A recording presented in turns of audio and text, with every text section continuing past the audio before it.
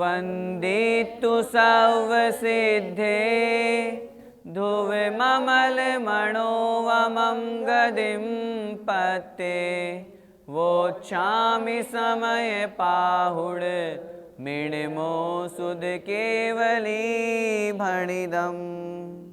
पंच परमेष्ठी भगवान की जय।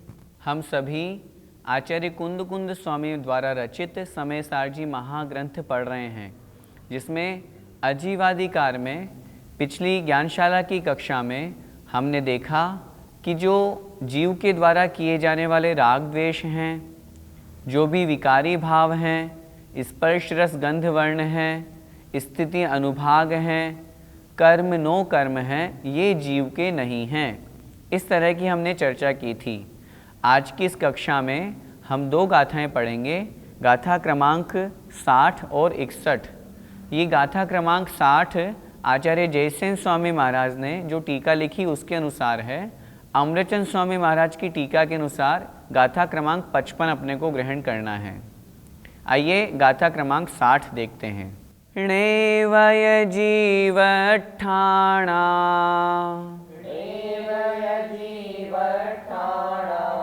णगुणठाणाय अत्थि जीवस्य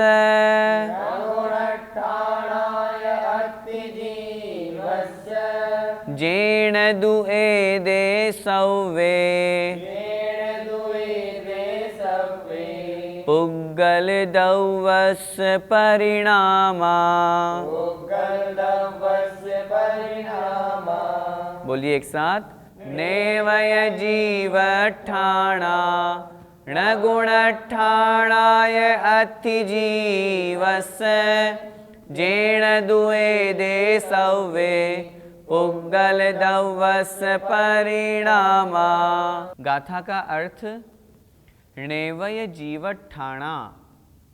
णे अर्थात नहीं है, यह अर्थात और, जीवठाणा जीव स्थान।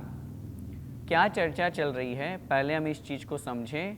पिछली कक्षा में हमने देखा था आचार्य भगवान बता रहे हैं, चाहे स्थिति हो चाहे अनुभाग हो, कर्म हो चाहे नो कर्म हो, चाहे जीव द्रव्य के राग हो, द्वेष हो, मोह हो, कोई से भी भाव हो, ये सब जीव के नहीं हैं।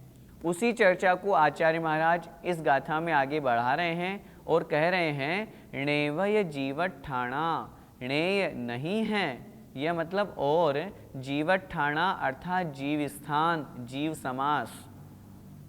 ण अर्थात नहीं है, गुणठाणा अर्थात गुणस्थान, यह और, अत्थि है, जीवस्य अर्थात जीव के।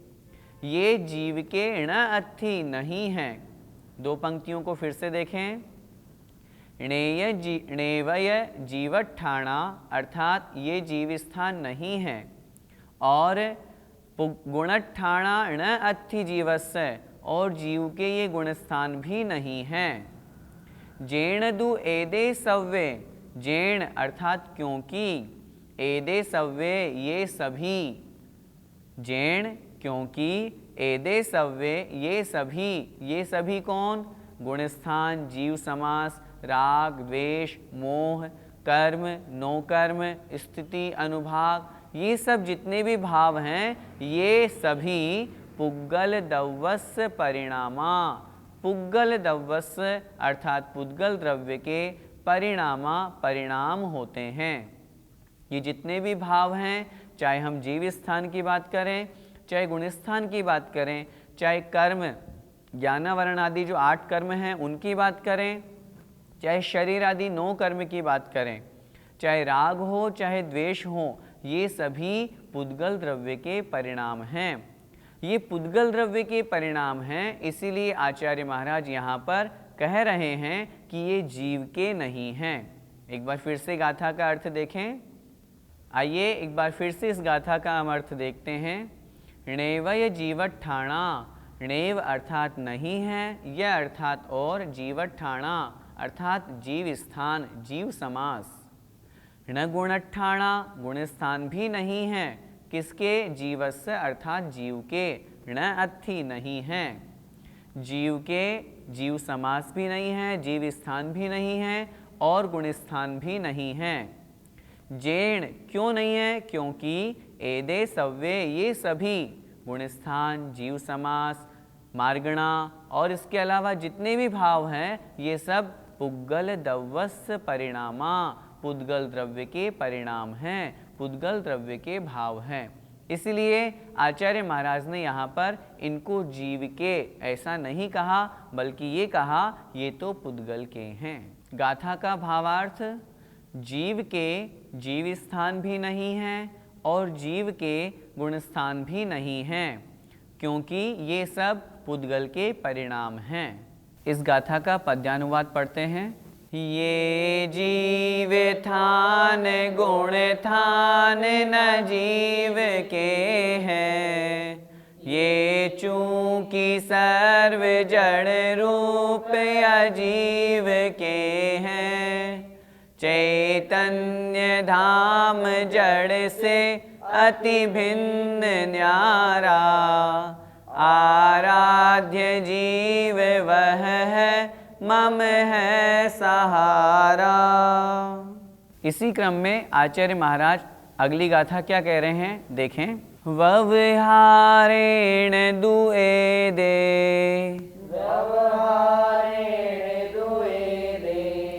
जीवस्य हवन्ति वर्णमादिया,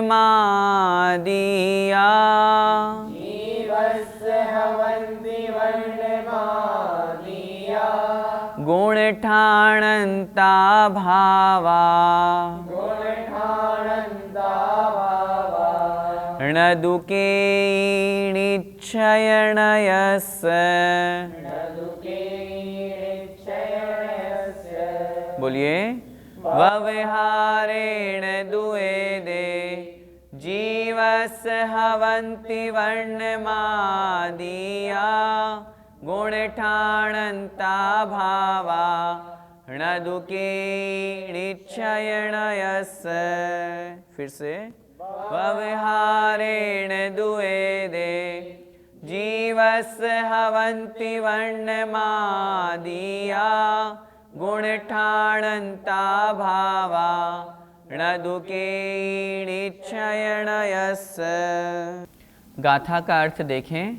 व्यवहारेण दुएदे, व्यवहारेण अर्थात व्यवहारने से, दु मतलब ये, एदे मतलब ये जो हमने कथन किया है, व्यवहारेण व्यवहारने से, जीवस्य हवन्ति जीवस्य जीव के, हवन्ति होते हैं क्या? वर्णमादिया वर्ण आदि। वर्ण आदि से लेकर के जो गाथा क्रमांक 55 में आचार्य महाराज ने चर्चा की थी, वर्ण, रस, गंध, संस्थान, सहनन, ये सब वहाँ से लेकर गुणठाणन्ता गुणस्थान तक, गुणस्थान पर्यंत, भावा मतलब ये जितने भी भाव हैं, व्यवहारेण जीवस्य हवन्ति व्यवहारने से जीव के होते हैं। न दु केई, न मतलब नहीं, दु मतलब परंतु, केई मतलब कोई भी, न मतलब नहीं है, लेकिन कोई भी नहीं है। किससे? निश्चय नय से, निश्चय नय से। निश्चय नय के मत में निश्चय नय की जहाँ पर बात की जाएगी उसकी अपेक्षा से ये वर्ण आदि से लेकर के गुणस्थान पर्यंत के भाव न जीवस्य जीव के नहीं हैं। क्या कहना चाह रहे हैं आचार्य भगवान यहाँ पर? उनका तात्पर्य यह है जो हमने पिछली 5 गाथाओं में समझा, वर्ण, स्पर्श, गंध, गुणस्थान, मार्गणा, जीव समास, जीव का संस्थान, सहनन, उनका स्थिति, अनुभाग, ये सारे के सारे जो हमने वर्णन पढ़े, जो भाव पढ़े, ये सब व्यवहारेण व्यवहारने से जीव के हैं, निश्चयने से जीव के नहीं हैं। एक बार फिर से अर्थ देखें। व्यवहारेण व्यवहारने से, एदे मतलब ये, वर्णमादिया वर्ण आदि, जीवस्य हवन्ति जीव के होते हैं, गुणठानन्ता गुणस्थान पर्यंत के, भावा अर्थात भाव, वर्ण को आदि लेकर के, वर्ण से लेकर के गुणस्थान तक के भाव जीव के होते हैं। निश्चयनयस्य निश्चयनय से णदुकेयी, कोई भी भाव जीव का नहीं होता। भावार्थ देखें, ये वर्ण से लेकर गुणस्थान पर्यंत भाव व्यवहार नय से जीव के होते हैं, परंतु निश्चय नय के मत में अर्थात निश्चय नय से उनमें से अर्थात उन वर्ण आदि में से कोई भी जीव के नहीं हैं। भैया जी, व्यवहार नय से ये जीव के नहीं है, तो क्या व्यवहार नय झूठा है? एक बात अपने जीवन में हमेशा के लिए ध्यान रखो, कोई भी नय झूठा या सच्चा नहीं होता। प्रत्येक नय सच्चे ही हैं। हम किसी नय को झूठा नहीं कह सकते। हम व्यवहार नय की बात कर रहे हैं तो व्यवहार नय नय की अपेक्षा से सही ही है, निश्चय नय की अपेक्षा से सही है। यही तो हमारा अनेकांत है। हमने कहा व्यवहार नय से ये जीव के हैं, अभी तो आप कुछ देर पहले कह रहे थे ये जीव के नहीं हैं, तो दोनों में चक्कर क्या है? उत्तर मिलेगा, व्यवहार नय अशुद्ध दशा का वर्णन करता है, व्यवहार नय पर्याय का वर्णन करता है, इसलिए निश्चय नय की अपेक्षा से ये जीव के नहीं हैं ऐसा कहा गया है। जब हम व्यवहार नय की अपेक्षा से कथन करेंगे तो ये व्यवहार नय से तो जीव के ही हैं। मैं तो ही लगा के बोल रहा हूँ। अंतर समझें, निश्चय नय से द्रव्य दृष्टि, व्यवहार नय से पर्याय दृष्टि। जैसे कि जब हम निश्चय नय का कथन करेंगे तो मैं कौन हूँ? मैं आत्मा हूँ। लेकिन जब हम व्यवहार नय का कथन करेंगे तो मैं कौन हूँ? मैं किरण प्रकाश हूँ, मनुष्य मेरी पर्याय है। अगर हम व्यवहार नय को झूठा बोलेंगे तो फिर जब कोई मुझे आवाज़ देगा तो फिर मुझे नहीं जाना चाहिए। तो फिर जब मुझसे कोई नाम पूछेगा तो मैं बोलूँगा तुम्हारा नाम क्या? आत्मा। आत्मा तो आत्मा निश्चय नय की अपेक्षा से है। लोग व्यवहार हम कर रहे हैं, नाम आदि स्मरण कर रहे हैं, पुकार रहे हैं, वो सारी की सारी दृष्टि व्यवहार नय से ही है। अगर हम हमेशा निश्चय की दृष्टि रखेंगे एकमात्र, तो फिर एकांती हो जाएंगे। एकांत मिथ्यात्व का भेद है, फिर तो लोक व्यवहार सारा समाप्त हो जाएगा। फिर जिससे हर जीव से पूछेंगे, हर मनुष्य से पूछेंगे तुम्हारा नाम क्या? बोले आत्मा। कहाँ जाना है? आत्मा। क्या कर रहे हो? आत्मा। तो ये सब निश्चय परक दृष्टि की अपेक्षा से कहा गया है। व्यवहार नय से तो ये जीव के ही हैं। जैसे गुणस्थान, हमारा कौन सा गुणस्थान? चौथा गुणस्थान। मुनि महाराज सच्चे हैं, 28 मूल गुणों का पालन कर रहे हैं। अनंतानुबंधी अप्रत्याख्यान प्रत्याख्यान का अभाव हो गया। 6वें 7वें गुणस्थान वर्ती मुनि महाराज हैं। तो ये जो हमने कथन किया ये भी उनका व्यवहार से ही कथन है। निश्चय से तो आत्मद्रव्य का कथन किया जाता है, इसलिए व्यवहार नय झूठा नहीं है, व्यवहार नय से ये जीव के हैं ऐसा समझना चाहिए। भैया जी, यहाँ वर्ण आदि से क्या ग्रहण करना है? गाथा क्रमांक 55 से लेकर के 60 तक 6 गाथाओं में आचार्य महाराज ने जो समझाया है उनको ग्रहण करना है। शुरुआत की थी वर्ण से, वर्ण, गंध, स्पर्श, रस, इसके अलावा रूप, शरीर, संस्थान, शरीर का आकार, सहनन, शरीर की शक्ति, इसके अलावा राग, द्वेष, क्रोध, मान, माया, लोभ, इसके अलावा कर्म, नौकर्म, उसके अलावा वर्गणा, वर्ग, स्पर्धक और इसके साथ में अध्यवसाय स्थान, अनुभाग स्थान और साथ में जीव स्थान, योग स्थान, बंध स्थान, उदय स्थान, गुण स्थान, वहाँ से लेकर के अंत तक 60वीं गाथा तक 6 गाथाओं में आचार्य महाराज ने जो विशेषताएं बतलाई, जीव के बारे में समझाया, उन सभी को यहाँ ग्रहण करना है। और उन सभी को बतला करके 61वीं गाथा जो अभी हम पढ़ रहे हैं उसमें ये कहना चाह रहे हैं वर्ण से लेकर के गुण स्थान तक ये जितने भी हमने भाव समझाए हैं ये व्यवहार नय से जीव के हैं, निश्चय नय से जीव के नहीं। तो भैया जी, निश्चय नय से जीव के कौन से भाव हैं? निश्चय नय से तो जीव के एकमात्र ज्ञान दर्शन भाव ही हैं। जीव की परिभाषा लिखी आचार्यों ने, उपयोगो लक्षणम, अर्थात उपयोगवान होना ही जीव का लक्षण है।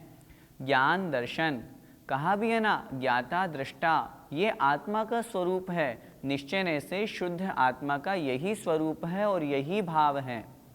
व्यवहारने से अन्य जितने भी भाव हैं वे सब विभाव रूप परिणति है, इसलिए उनको व्यवहारने से कहा। निश्चयने से जीव न राग द्वेष करता है, न उसकी कोई पर्याय होती है, वो तो द्रव्य दृष्टि रूप में रहता है। इसलिए निश्चयने से ये सब भाव नहीं है, निश्चयने से तो मात्र ज्ञान दर्शन रूप ही भाव है। हमें यह भी समझना चाहिए, जैसे सिद्ध भगवान की हम बात करें, थोड़ा सा समझें कि ये भाव सिद्ध में शुद्ध द्रव्य के क्यों नहीं है। अच्छा, गुणस्थान 14 होते हैं, सिद्ध भगवान का कौन सा गुणस्थान है? उत्तर मिलेगा कोई सा भी नहीं। क्यों? गुणस्थान तो संसार की पर्याय है, इसीलिए तो कहा सिद्ध भगवान गुणस्थानातीत हैं। एक इंद्रिय, दो इंद्रिय जाति आदि जो है पंचेंद्रिय है, ये सिद्ध भगवान की कौन सी जाति है? कौन से इंद्रिय जीव है सिद्ध भगवान? उत्तर मिलेगा कोई से भी नहीं। क्यों? क्योंकि ये तो संसारी जीव के लक्षण हैं। कहने का तात्पर्य ये हुआ, ये जितने भी भाव हैं ये विभाव हैं, इसी कारण से ये संसारी जीव के हैं, अशुद्ध द्रव्य के हैं, अशुद्ध जीव द्रव्य के हैं, इसलिए इन्हें निश्चय से जीव के नहीं हैं, ऐसा कहा गया है। आचार्य श्री का पद्यानुवाद पढ़ते हैं। वर्णादि भाव इस आत्म में लसे हैं, माने गए सकल वे व्यवहार से हैं। आत्मा अमूर्त अजरामर निर्विकारा, ऐसा नितांत नयन निश्चयने निहारा। हम समयसार जी ग्रंथ पढ़ रहे हैं, यह अध्यात्म का ग्रंथ है। अध्यात्म में निश्चय नय मुख्य होता है, व्यवहार नय गौण होता है। इसलिए हमने जो भी वर्णन पढ़ा उसमें भी हमें निश्चय नय की मुख्यता को लेकर के कथन समझना है, व्यवहार नय से भी समझना है। आचार्य कुंद स्वामी महाराज ने व्यवहार को है या झूठा नहीं कहा, तभी तो यहाँ पर हर गाथा के बाद में समझा रहे हैं कि व्यवहार से ऐसा समझो, निश्चय से ऐसा समझो। लेकिन जब आत्मद्रव्य की बात की जाएगी, अध्यात्म दृष्टि से कथन किया जाएगा, तो वहाँ निश्चय नय मुख्य है, ऐसा समझना चाहिए। जय जिनेन्द्र।